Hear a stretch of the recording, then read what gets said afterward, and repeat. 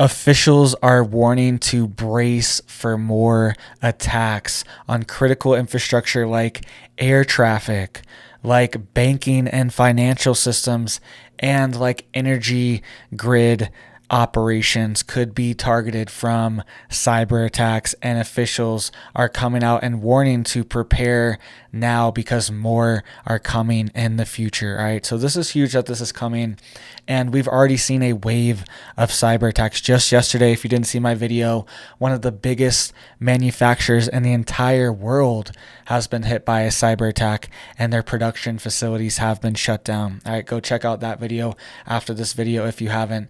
But you can see here that Australian officials are warning of massive cyber attacks that are coming. All right, and they're warning that critical infrastructure could be hit. This largest manufacturer in the world is in Canada. All right, and they are a major components producer. So this is happening daily. We are seeing more things get hit, and now Australia is warned that more cyber attacks may be on the horizon. And here's the article here. It says, unfortunately, the advice for Australians is to brace for more hacks like this. The AFP has revealed Russian hackers are behind the Medibank breach. So the Medibank breach, millions of people had their financial records and their health records hacked. I believe it says 9.7 million. Security experts say it's likely a response to Australia's support for Ukraine, and these hackers have been drip feeding out extremely sensitive information for some of the 9.7 million customers who have had their data stolen. But for the first time in 4 days, tech experts say that no new data was leaked overnight. All right, so this has been happening for months. This breach happened a few months ago, and now they finally stopped leaking data for the first time. So this is what we are being warned. We're also being warned that air traffic control and physical security are at risk of cyber attacks as well. This is all coming out of Australia just the past week. And you can see here an official is coming out. This is a top cybersecurity official in Australia and New Zealand. And they said a major cyber attack could occur within the next 2 years and target major points of the country's infrastructure through, quote, air traffic and physical security, according to Accenture Australia and New Zealand security lead, Jekai Kernot. And it says, quote, anything that has really significant impact on infrastructure, roads, traffic control, air traffic control, physical security, water, energy, telecommunications, disruptions to the financial systems. Those are going to be the main targets over the next 2 years. We are already seeing these attacks ramp up. All right, we're already seeing healthcare being hit as well. One of the biggest healthcare providers in the UK and the US has also just been hit. All right, here's the headline here. Electronic health records giant NextGen dealing with a cyber attack. So this is already happening, and we're going to see it on banking institutions as well. Critical travel, the supply chain. We could also see it on energy and the energy grid infrastructure. It says hospital technology giant NextGen Healthcare said it is responding to a cyber attack after a notorious ransomware group added the company to a list of its victims. The multi-billion-dollar healthcare giant produces electronic health records, software, and practice management systems for hundreds of the biggest hospitals and clinics in the US, UK, India, and Canada. So this is affecting potentially tens of millions of people all over the globe. This is a global healthcare system that has been hit by a cyber attack as well. Just like in Australia, Medibank, very similar, their health system was hit by a massive cyber attack, leaking 9.7 million people's data. All right, and Microsoft was just hit as well. We're going to see these ramp up, and it's every single day. Every time I'm checking on these articles, I see new stuff. It's just unbelievable at this point. It says German cybersecurity officials looking into, quote, attacks on websites. So the German federal government is involved. They're having massive cyber attacks on their websites right now, and they are involved looking into this.